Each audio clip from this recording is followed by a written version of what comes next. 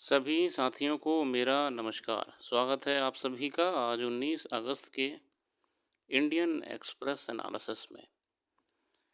आप सबको रक्षाबंधन की हार्दिक शुभकामनाएं। शुरू करते हैं आज प्रथम पृष्ठ पे। सुप्रीम कोर्ट ने Kolkata RG Kar medical college case को सुओ मोटो कॉग्निसेंस में ले लिया है। मतलब सुप्रीम कोर्ट स्वतः संज्ञान लेते हुए इसकी डेट लगा दी है। आगामी दिनों में देखते हैं सुप्रीम कोर्ट इसको किस तरीके से डील करता है। और ये बहुत अच्छी बात है कि इतनी जघन्य अपराध को इतनी अच्छे तरीके से देश की सर्वोच्च संस्थानें संज्ञान में ले रही हैं।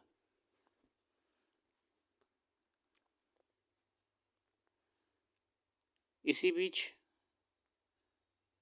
एक दुखद खबर आई है। नेवल कमांडर हमारे कोस्ट गार्ड के डीजी राकेश पाल साहब की मृत्यु हो गई है हार्ट अटैक से, चेन्नई में। हाल ही में अपॉइंट हुए थे, मेरे ख्याल से पिछले वर्ष ही हुए हैं और अभी उनका कार्यकाल बाकी था, मगर कोई बात नहीं, ईश्वर के हाथ में है। हम बढ़ेंगे अपने संपादकीय की ओर। Move on to our articles and the first article is a health gap by K Sujatha Rao. On August 16, the newspaper reported that National Medical Commission has constituted a task force for mental health and well-being of medical students in response to the alarming incidents of 122 suicides. Basically, medical छात्र भी बहुत pressure से गुजर रहे होते हैं अपनी medical पढ़ाई, एमबीबीएस, पीजी में ऐसे कई दौर से गुजरना पड़ता है जहाँ पे वो सुसाइड तक कदम उठा लेते हैं। इसको एड्रेस करना ज़रूरी है। The Commission's online survey showed that a whopping 27.8% undergraduate students had mental health conditions and 31.3% postgraduate students had suicidal thoughts. Clearly, mental health cannot be neglected anymore. मतलब कि मेंटल हेल्थ प्रॉब्लम रही है, बच्चों को लगातार आ रही हैं जो मेडिकल की तैयारी करते हैं, मेडिकल कर रहे हैं, एमबीबीएस, पीजी। ऐसा नेशनल मेंटल हेल्थ सर्वे 15-16 में भी देखा गया था। 10.6% का 18 साल से ऊपर के पॉपुलेशन में ऐसे सुसाइडल थॉट्स या कंडीशंस देखे जाते हैं और 30 से 39 साल के व्यक्तियों में 16% होते हैं। मतलब अगर हम बात करें कि उस एज ग्रुप के कितने लोग सुसाइड करने के लिए सोचते भी हैं, 30 से 49 में सिर्फ 16% लोग हैं। The survey revealed that lifetime morbidity affected 150 million people with 1% reporting of high suicidal risk, जबकि रिपोर्टिंग इसकी बिल्कुल ही 1% तक की है बस। It has been apparent for some time now that mental health is low priority for policymakers. Against the addressing challenge, the Union government earmarked 600 crores in 2019, of which 93% was for tertiary institutions as NIMHNS and psychiatric departments of medical colleges, leaving rupees 40 crores for district mental health program and other community-based initiatives. सरकार का भी जो ध्यान है वो mental health की तरफ बहुत ही कम दिखता है रुझान। सरकार को ध्यान देना पड़ेगा जिला स्तरीय मेंटल हेल्थ इनिशिएटिव्स पर। आगे बढ़ेंगे। A common critique of India's policy making system is the substantial hiatus between what needs to be done and what is actually feasible and doable. Formulating strategic interventions requires a nuanced understanding of the challenges and constraints within a system of works. Such initiatives require consultation and dialogue among all stakeholders. India's success in stemming HIV/AIDS can offer lessons in the country's endeavors to tackle mental health challenges. Policy making में क्या करना चाहिए और क्या करा जाता है, इसमें बहुत अंतर देखने को मिलता है। मगर जैसे HIV/AIDS को संबंध में सरकार ने कई अध्ययन प्रोग्राम चलाए और वो कामयाब भी रहे, हमें ऐसे ही ग्राउंड लेवल पे पॉलिसी बनानी पड़ेगी मेंटल हेल्थ के लिए भी।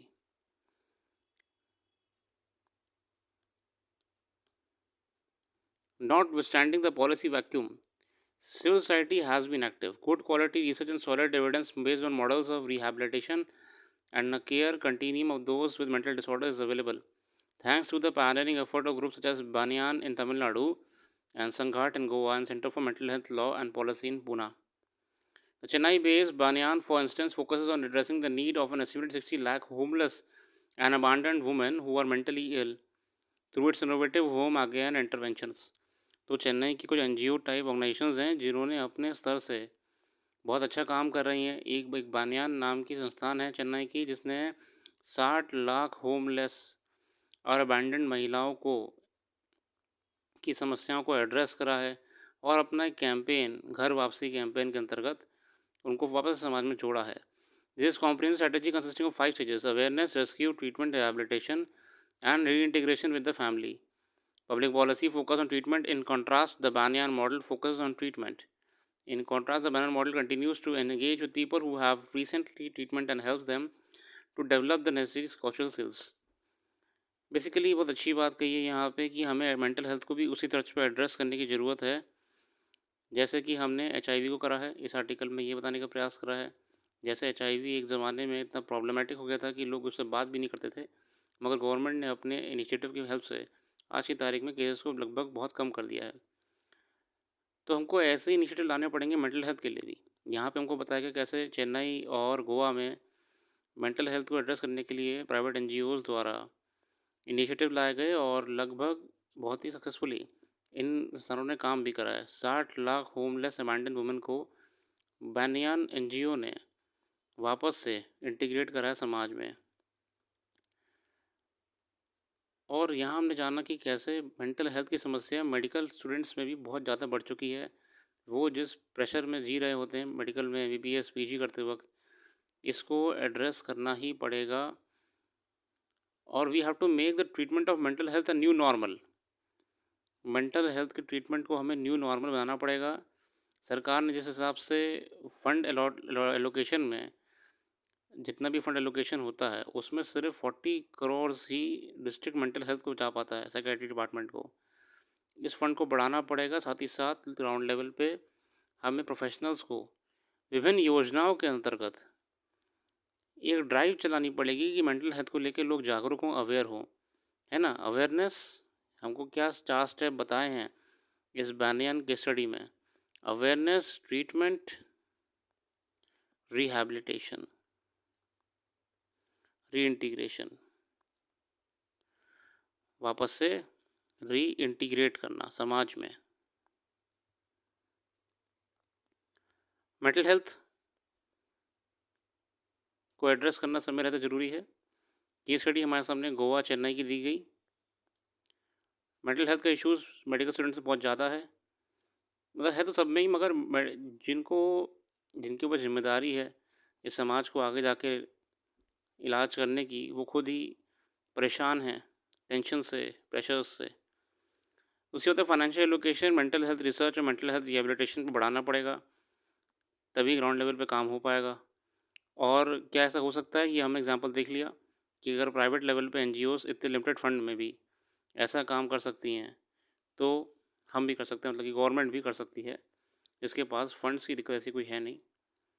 Very good article addressing various aspects of mental health rehabilitation. Moving on to the next article.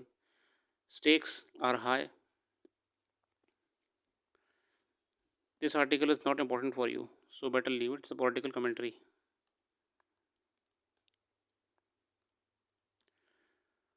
Policy not court application of Supreme Court verdict on stakes taxing mining activities from 2004 has raised an unfounded specter of retrospective taxation.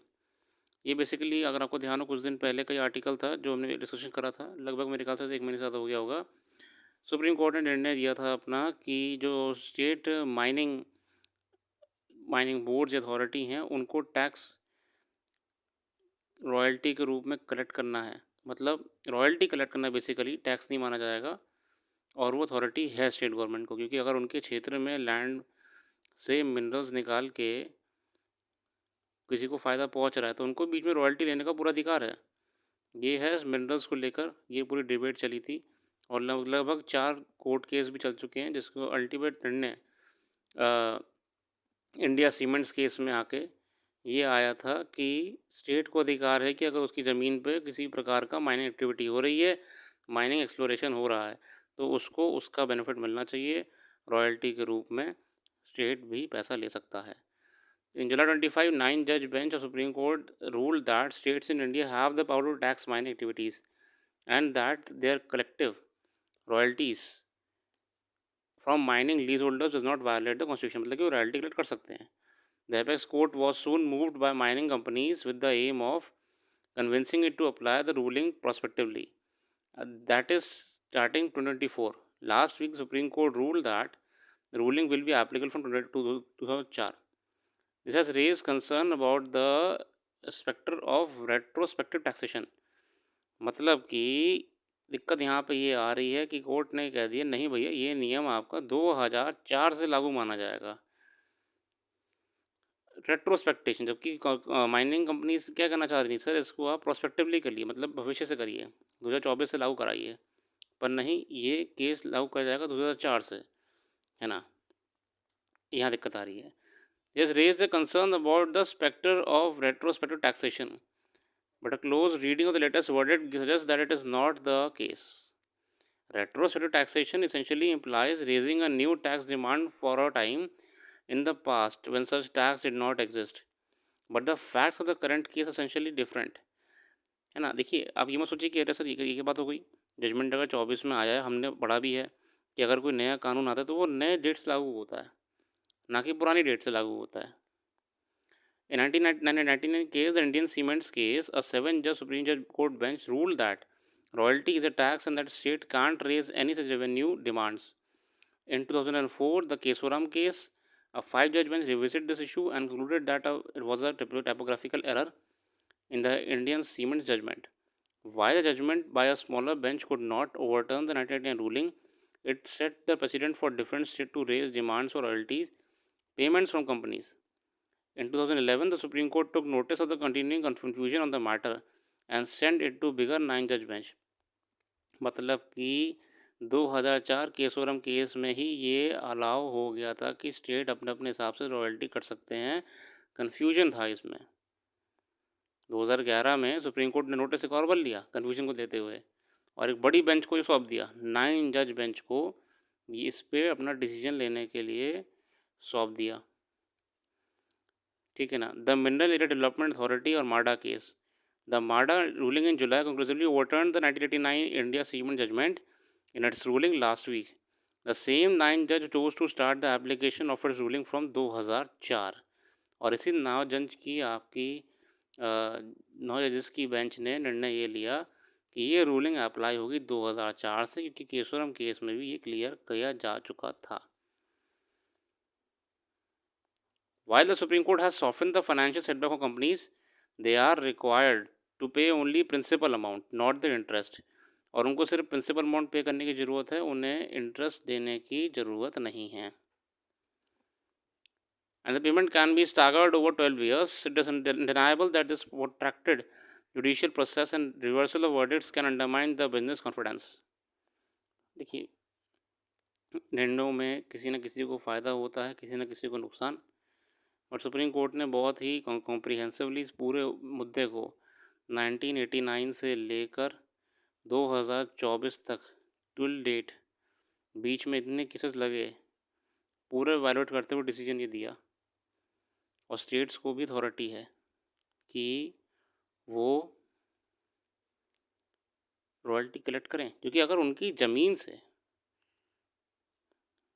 Minerals का extraction हो रहा है तो सारा फ़ायदा central government क्यों ले जाएगी।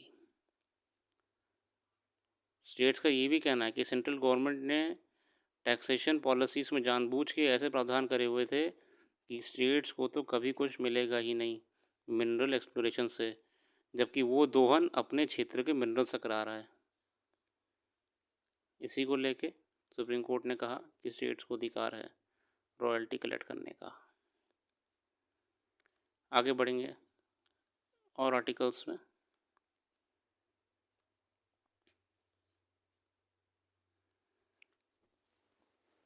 ये वाला आर्टिकल लेटरल एंट्री को लेके है, ब्यूरोक्रेसी में।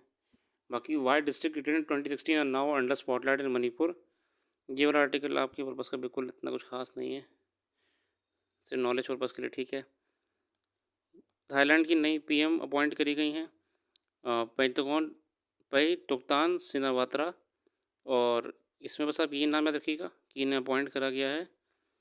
इनको लेके बस एक कंट्रोवर्सी ये आ रही है क्योंकि यहाँ पे केस हो गया नेपोटिज्म का। यहाँ थाईलैंड में सब लोग यही कह रहे हैं कि ये क्योंकि बेटी हैं पुराने पीएम साहब की, तो नेपोटिज्म के नाम पे ही इनको आगे बढ़ाया गया है।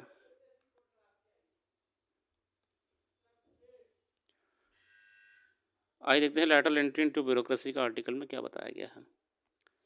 हाल ही में जानते हैं कि यूपीएससी ने कल के पहले ही एक नया नोटिफिकेशन जारी करा था जो कि 45 पोस्ट पे जॉइंट सेक्रेटरी लेवल की वैकेंसी निकाली थी। Have been advertise with individuals having appropriate qualification and experience from state government, PSU और स्पेसिफाइड मिनिस्ट्रीज़ में, है ना। लैटरल एंट्री होता क्या है? इन 2017 नीति आयोग ने 3 year action agenda and a sectoral group of secretaries on governance.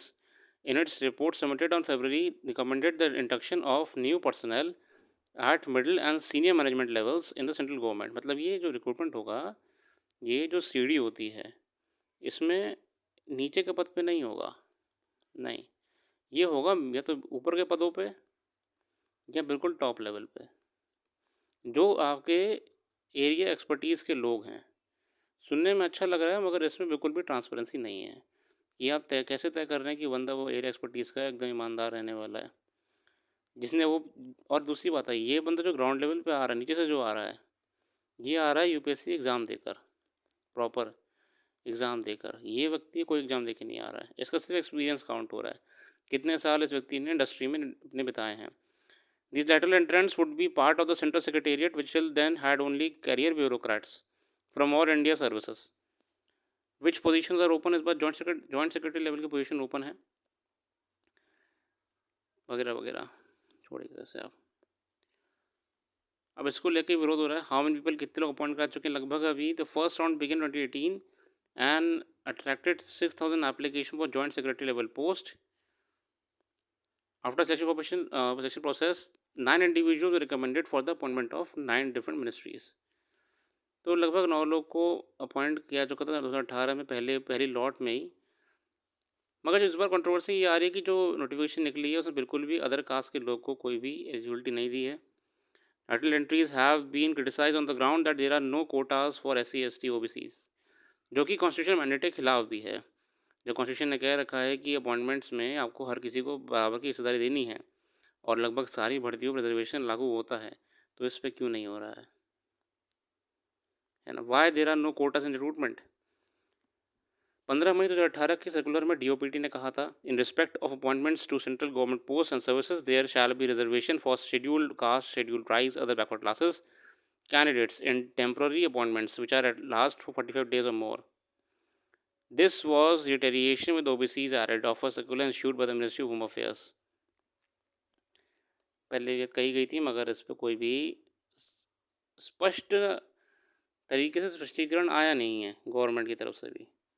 Overall यहाँ पे वही बताया हुआ, how later entries kept out of the embed reservation. देखिए ओवरऑल देखा जाए ना, ये बिल्कुल ही गलत है।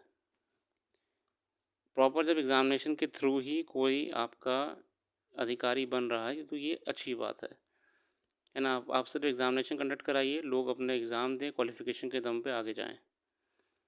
गवर्नमेंट का ये कह देना कि 45 ऑफिसर्स की ज़रूरत है, बिल्कुल एक्सपीरियंस लोग बचे ही नहीं है मिनिस्ट्री में, ये बिल्कुल भी अनएक्सेप्टेबल है। देखिए दिक्कत क्या आ रही है कि जब तक नीचे के लोग ऊपर प्रमोट नहीं होंगे, एक तो गवर्नमेंट ने, आप एक ही देखिएगा, ऑब्जर्व करिएगा कि एक तो लगातार जो लोग ऊपर हैं टॉप मोस्ट पोस्ट पे, उनका तो कार्यकाल गवर्नमेंट बढ़ाई जा रही है एक्सटेंशन दे दे के। कभी 2 साल कर दिया, फिर 1 साल कर दिया। आप देख लिए NSA, आप देख ली चीफ सेक्रेटरीज, इनका कार्यकाल बढ़ाया ही जा रही है। और कार्यकाल तो बढ़ ही रहा है, कुछ को तो इवन पुडुचेरी का गवर्नर तक बना दिया है बढ़ा के।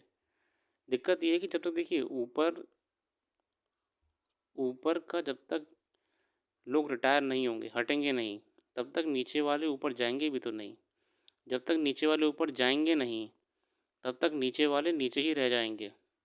तभी जो एस्पिरेंट्स तैयारी कर रहे हैं वो हर साल कम वैकेंसी देख रहे हैं। अब सरकार ने कहा 45 लोग के रिक्रूटमेंट कराना है हमको जॉइंट सेक्रेटरी लेवल पे। सोचिए अगर 45 लोग बीच की लेवल से, मिड लेवल से ऊपर अपॉइंट हो जाते हैं, ठीक है, ऊपर चले जा रहे हैं,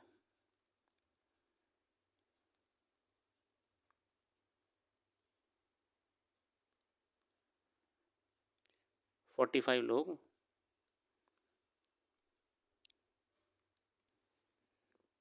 अगर ये मिड लेवल है, यहाँ से ऊपर चले जा रहे हैं, तो ये बीच में गैप्स भी तो होंगे ना, तब ये जो सीढ़ी है इसमें लोग ऊपर जाते रहेंगे और तभी सीटें नीचे खाली होती रहेंगी।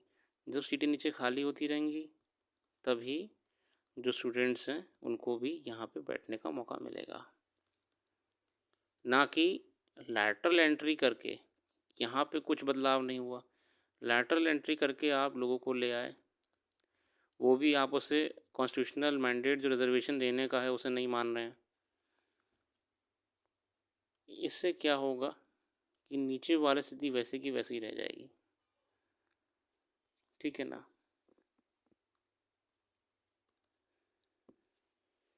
ये वाला आर्टिकल था how Indian American contribute to यूनाइटेड स्टेट्स, बहुत ज़्यादा कंट्रीब्यूट कर रहे हैं।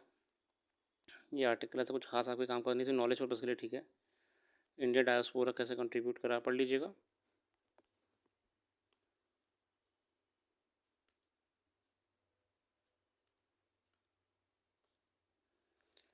बाकी आशा ये रखते हैं जो भी करंट अफेयर्स यहाँ पर डिस्कस नहीं कर पाए हैं वो वेबसाइट पर डाल देंगे, वेबसाइट का लिंक डिस्क्रिप्शन में मौजूद है। कल फिर आएंगे नई वीडियो के साथ। अपना कीमती समय देने के लिए बहुत बहुत धन्यवाद। आपका दिन शुभ हो।